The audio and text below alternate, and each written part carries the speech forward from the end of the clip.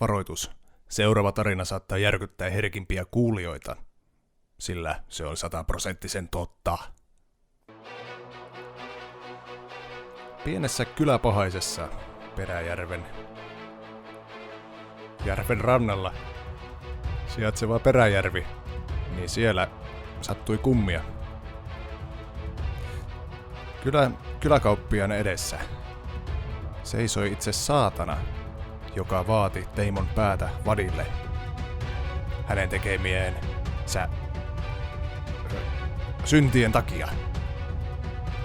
Mutta miten tähän tilanteeseen päädyttiinkään, niin meidän täytyy mennä ajassa taaksepäin. Teimo heräsi uuteen päivään virkeänä. Olihan nytten sentään viikon loppu.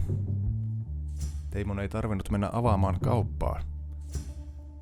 Hän oli vapaa tekemään mitä halusi, ja aikoikin käyttää tämän päivän kalastellen vaimonsa Irman kanssa.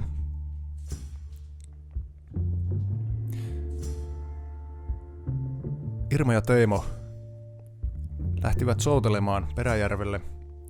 Oli kylmä ja kostea keli, niin kuin Peräjärvellä yleensä. Silti oli hyvin tyyni. Lähes. Tulkoon. Semmonen tyynikeli kumminkin. Ei tullut yhtä. Teimo oli airoissa kiinni Irman katsellessa maisemia. Tulisikohan tuolla kalloa tuolla vähän kaavempana tuossa Kaislikossa yleensä on ollut hyvä kalapaikka. Kyllähän Irma tiesi tämän. Kyllähän he lähes viikoittain käyvät samassa paikassa. Irma ei sanonut mitään. Jos minä meidät tuohon Kaislikon kuppeeseen, niin eiköhän myös siinä ruveta vähän uittamaan lankoa järvessä. Teimo vei veneen Kaislikon kupeeseen ja alkoi uittamaan siimaa järvessä. Ensimmäiseen puoleen tuntiin taisi tulla yksi nykäisy.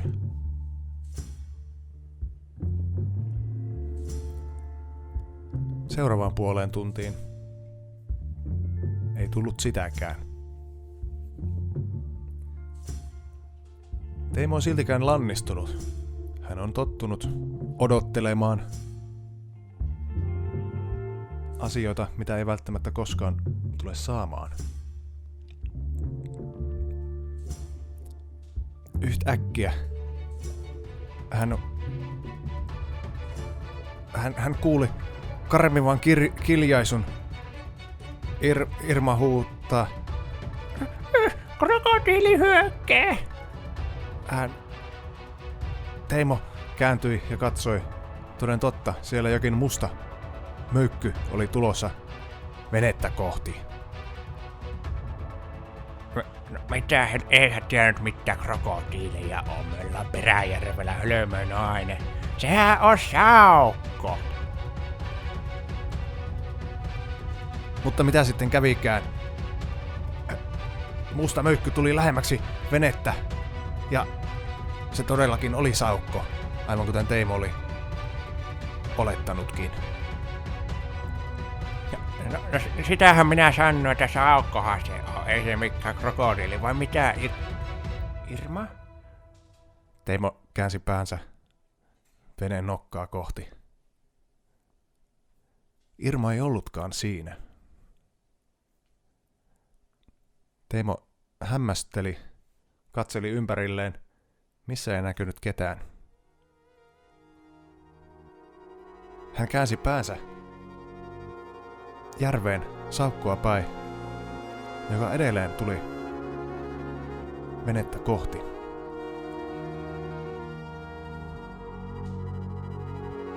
Hän katsoi saukkoa tarkemmin.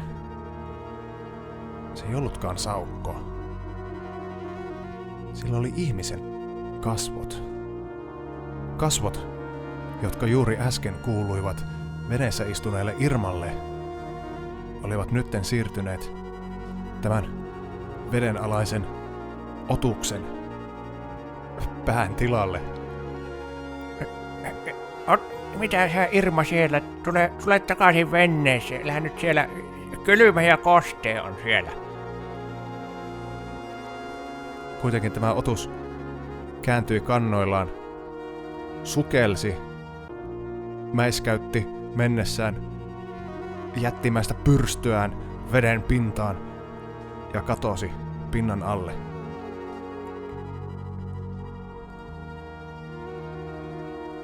Ei helvetti.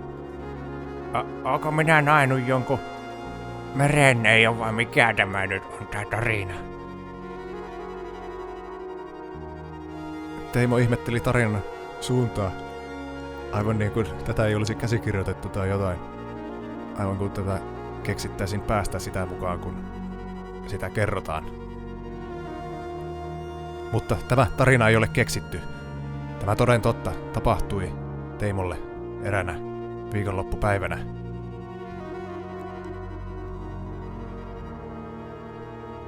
Teimo hämmästeli, hieroi silmiään, eikä ollut uskoa. Mitä ihmettä siellä tapahtuu? Justiinsa tuo Irma oli tuossa ja Saakko tuli tuolle ja nyt se Saakko. Teimo katsoi taas veneen nokkaa. Veneen nokassa istui Saukko. Saukolla oli suussaan hampaat ja kieli, jota se sitten louskutteli ja suuta siis louskutteli silleen.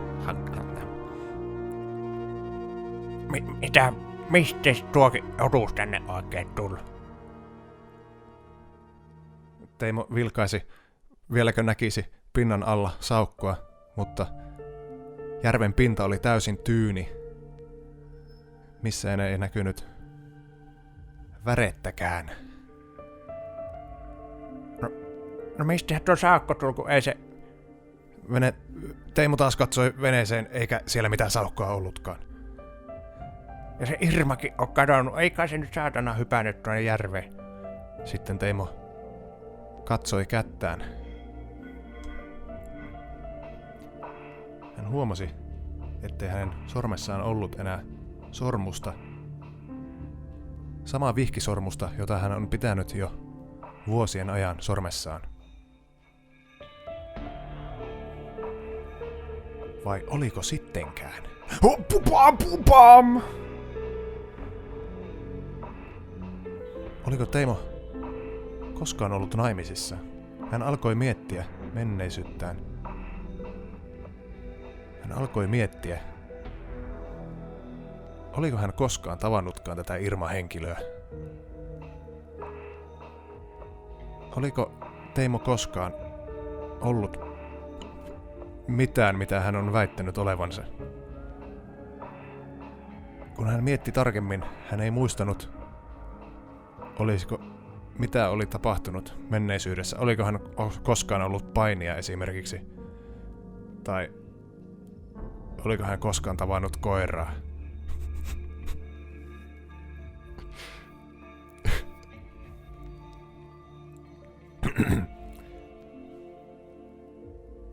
Ei helvetti, onko tää minun elämä ihan... Onko minä sekkomassa ihan täysin? Enkö minä ikinä ollut painia tai eikö minä ikinä ole tavannut koiraa? Ei helvetti, minun pitää mennä varmaan rantaa kahtumaan, että onko tää nyt... Onkohan se Irma mennyt kotiin vai?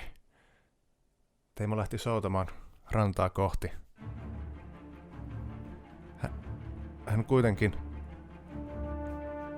souteli hiljakseen, tuntien samalla selkäpiitä karmivan kylmön viiman.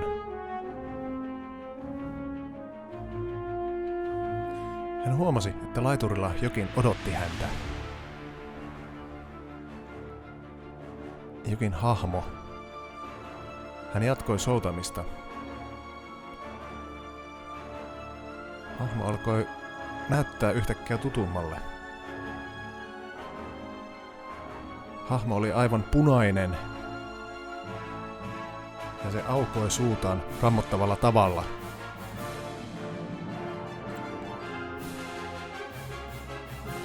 Hän ei kuitenkaan kuullut mitään ääntä. Teimon soudettua lähemmäksi. Hän tunnisti kasvot. Vaikka niissä olikin jotain outoa.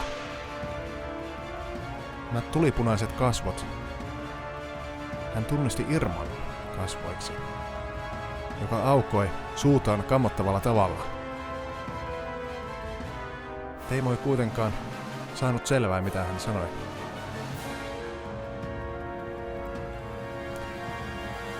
Teimo ajoi souti laituriin, ja sitten tämä hahmo tarttui hänestä kiinni ja repäisi hänen korvastaan jotain. Etkö sä saatana, sä unohdit minut tänne, etkö sä kuullut mitään, kun minä huusin sulle vaikka kuinka kauan, että tule takaisin saatana ukko, mutta sinä vaan soovis menemään. Tämä saatanan raivoissaan oleva henkilö oli Irma, joka oli raivoissaan. Oi, jaa, sinäkö jäät tänne rantaan? No, niin kun minä en kuullut mitään, kun minun otetaan pumpulia korvassa, kun tää kylmä ja kostee ilmassa, tää välillä ruveta minun korvoa särkemään, niin minä laitan sitä pumpulia korvoa, niin minä en kuulu mitään.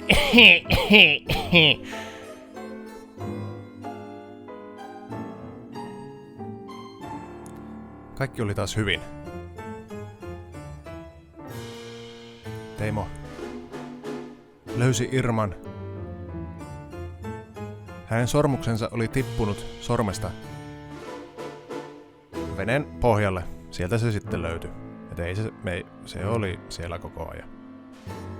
Ja kyllä se sen painiurakin oli tehnyt ja koirankin hän tapasi sitten. Oli tavannut, että kyllä hän muisti sitten, että siitä oli koirastakin kuvia jostain syystä. Vaan mikä oli mystinen olento, joka istui hänen kanssaan veneessä? Pam pam pam pam pam pam!